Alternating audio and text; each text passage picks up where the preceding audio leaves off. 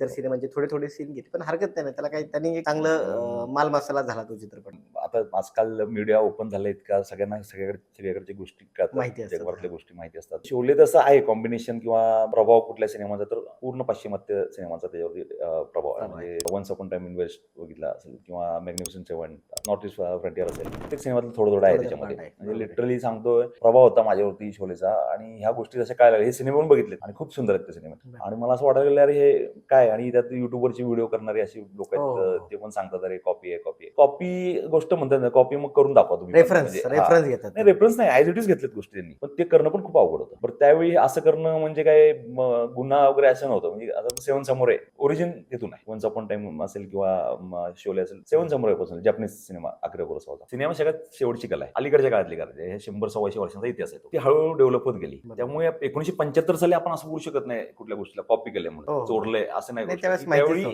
असं विशेष काय आलं, असं काही आपल्याला दाखवता येतं, ही गोष्ट म्हणजे ते कम्युनिकेशन मधून होत होतं ना. जगभरातली लोक ह्या गोष्टीबरोबर, सिनेमा पण एक महत्वाचं एक घटक आहे ज्याला जगाला जवळ आणण्यात.